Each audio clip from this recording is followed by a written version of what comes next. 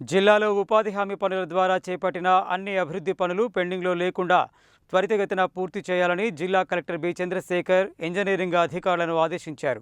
చిన్న మరమ్మతులు ఉన్నా నిర్లక్ష్యం చేయకుండా వెంటనే పూర్తి చేయాలని, ప్రజలకు ఇబ్బంది కలగకుండా అన్ని పనులు నాణ్యతతో పూర్తి చేయాలని అన్నారు.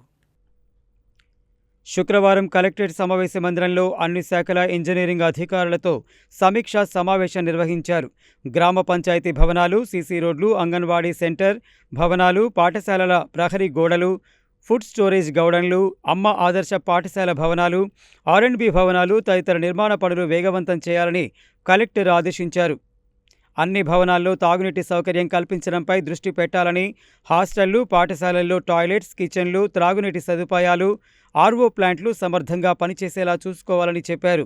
చిన్న మరమ్మతులు ఉన్నా నిర్లక్ష్యం చేయకుండా వెంటనే పూర్తి చేయాలని, ప్రజలకు ఇబ్బంది కలగకుండా అన్ని పనులు నాణ్యతతో పూర్తి చేయాలని అన్నారు.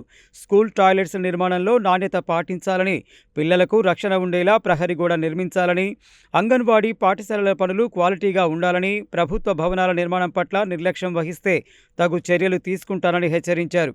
వేసవి కాలాన్ని దృష్టిలో ఉంచుకొని అన్ని గ్రామ పంచాయతీ, మున్సిపాలిటీలలో ఎలాంటి ఇబ్బంది లేకుండా తాగునీరు సమృద్ధిగా అందించాలని, బోర్లకు ఏమైనా మరమ్మతులు ఉంటే బాగు చేయించుకోవాలని, నీటి సరఫరాలో లీకేజీ లేకుండా రిపేర్ చేయించాలని, నీటి సరఫరాలో ఎలాంటి సమస్య తలెత్తకుండా అధికారులు ప్రణాళికలు సిద్ధం చేసుకోవాలని ఆదేశించారు.